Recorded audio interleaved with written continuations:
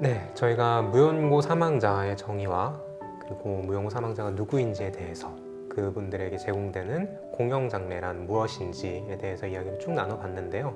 이제 마지막으로 앞서서 제 조카가 제 장례를 치를 수 없다라는 이야기를 듣고 굉장히 충격을 받았는데요.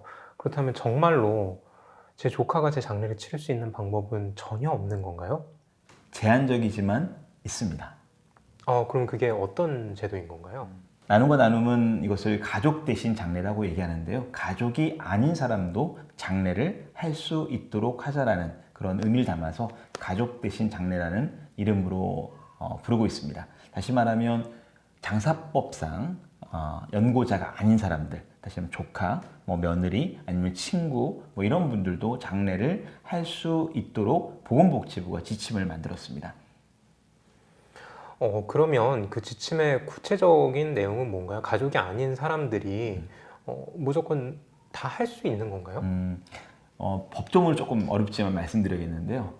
장사 등에 관한 법률 제2조 16호에 보면 아까 말씀드렸던 배우자부터 형제자매 자매까지의 연고자 범위가 나열되어 있습니다. 근데 거기 맨 마지막에 보면 뭐가 있냐면 시신이나 유골을 사실상 관리하는 자라는 조항이 있어요.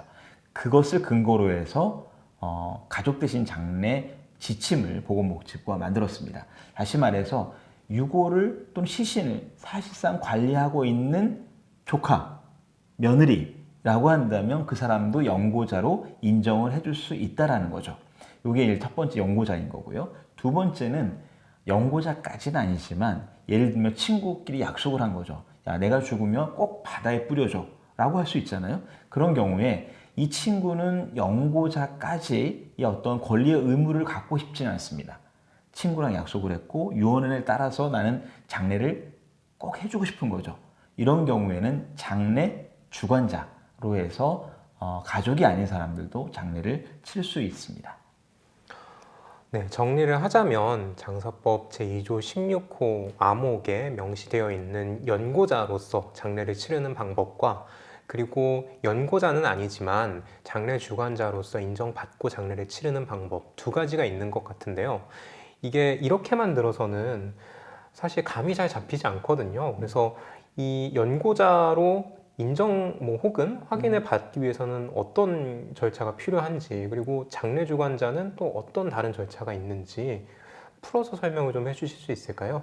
네, 우선 절차를 설명드리기 전에 그럼 구체적으로 보건복지부가 얘기하고 있는 이 가족이 아닌 사람들이 장례를 할 수 있는 사례가 무엇인지부터 말씀을 드려야 될 것 같은데요. 첫 번째는 사실혼관계 배우자. 예를 들어서 20년, 30년 함께 살았지만 굳이 우리가 혼인신고까지는 안 했다라는 거죠. 이런 사람들도 연고자로서 인정을 해주겠다. 두 번째, 사실상 가족관계. 사실은 이제 형제자매인데 얘를 입양이 된 거예요. 근데 입양하고 나서 실제 형제자매가 친형제자매처럼 살 수도 있잖아요. 근데 이제 가족관계가 없는 것뿐이죠. 이런 분들도 장례를 할 수 있고요. 그 다음에 친족관계, 조카, 며느리 이런 분들이 친족관계도 할 수 있고요.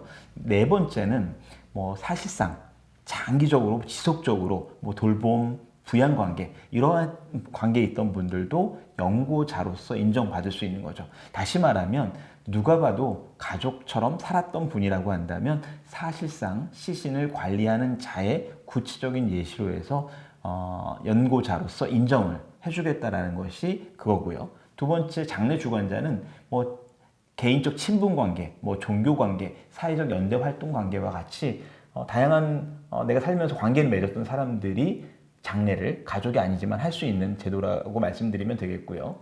그래서 절차를 말씀드리면 우선은 장사법 제2조 16호 암호에 따라서 시신이나 유골을 사실상 관리하는 자가 되기 위해서는 구청에 서류를 제출해야 됩니다. 내가 그 사람과 사실혼 관계에 있었다. 또는 내가 그 사람과 사실상 가족 관계이다. 아니면 내가 친족 관계다. 등등의 그러한 서류를 제출해야 됩니다. 예를 들면 통화 내역이라든지 사진이라든지 어떤 돌봄을 제공했으면 입금을 했던 내역이라든지 그러한 실질적으로 두 사람과의 관계를 증명할 수 있는 서류들을 준비해서 구청에 제출하시면 되겠고요. 마찬가지로 장례 주관자도 그 권리와 의무가 약간 다르긴 하지만 기본적인 절차는 동일하게 내가 이 사람과 오랜 친분 관계에 있었다 라는 그런 증거 자료를 제출하시면 그것을 검토하고 연고자 같은 경우는 그냥 연고자로 인정하는 것 절차로 끝나고요. 장례 주관자는 내부 심의를 거칩니다. 그래서 내부 심의를 통해서 이 사람이 실질적으로 가족처럼 살지는 않았지만 개인적 친분 관계로 장례를 해도 좋다라는 그러한 내부 심의 결과를 통보하는 것으로 해서 장례를 치를 수 있게 됩니다.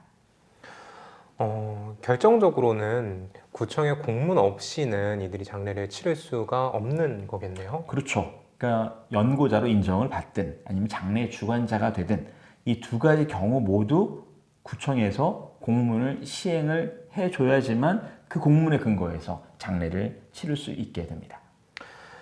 네, 그렇다면 그 사실은 이름만 다를 뿐이지, 그리고 어떤 절차에 약간의 차이가 있다 뿐이지 동일한 내용인 것 같은데 결정적인 차이가 있다면 무엇이 있을까요? 결정적인 차이는 우선 고인의 신분이 다릅니다.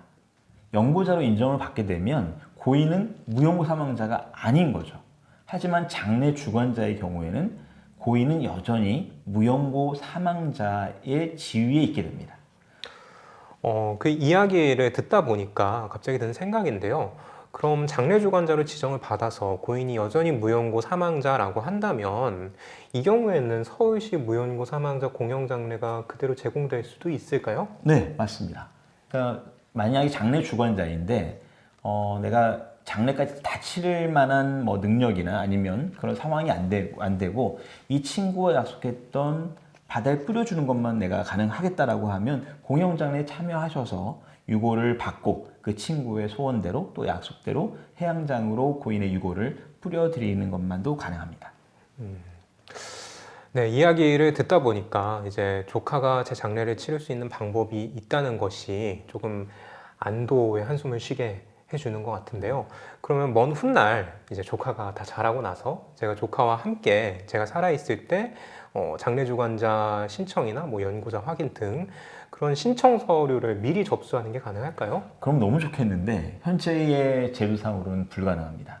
왜냐하면 연고자, 아까 말씀드렸던 연고자는 시신이나 유고를 관리하는 자잖아요. 시신을 관리하는 자, 이미 죽은 상태인 거죠. 살아생전에 연고자로 인정을 받을 수 없다는 거고요. 장례 주관자 역시 마찬가지로 사망자의 신원을 적도록 되어 있습니다. 따라서 생전에는 못하고 사후에만 가능하다는 한계점이 너무나 명확한 제도입니다. 네, 그리고 이야기를 듣다 보니까 한계점이 명확한 것 같은데 그것 말고도 더 치명적인 한계가 있다고 이야기를 들었어요. 네. 그러니까 이렇게 되려면 이 암호계 적용을 받으려면 그 앞에 연고자들이 모두 위임을 해야 하는 거잖아요. 그렇죠. 그러면 제 장례를 치르기 위해서는 조카가 제 장례를 치르기 위해서는 제가 우선 무연고 사망자가 되어야 하는 거네요. 그렇죠.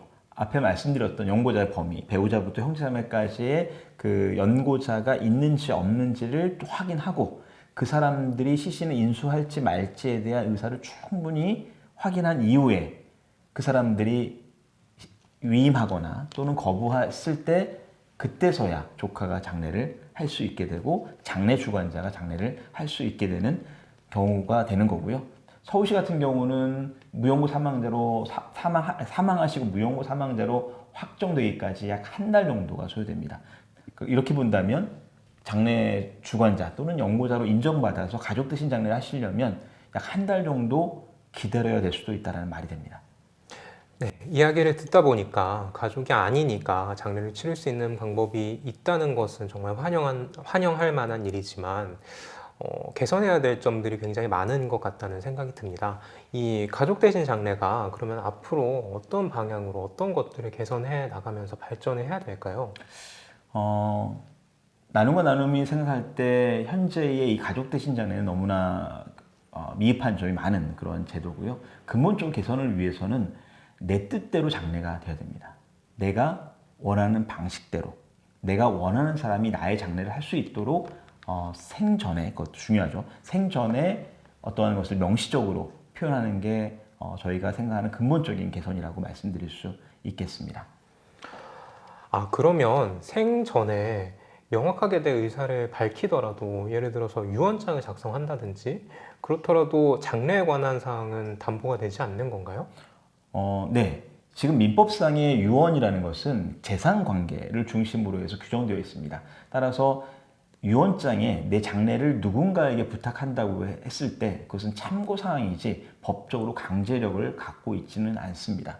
따라서 이런 것 민법이 바뀌어야 되겠죠. 민법상의 어떤 가족 제도라는 형태가 이제는 조금 더 확장돼서 여러 관계가 있는 사람들로 확장될 필요가 있고 그거에 따라서 장래도 확장되면 근본적인 개선책이 될 수 있겠습니다.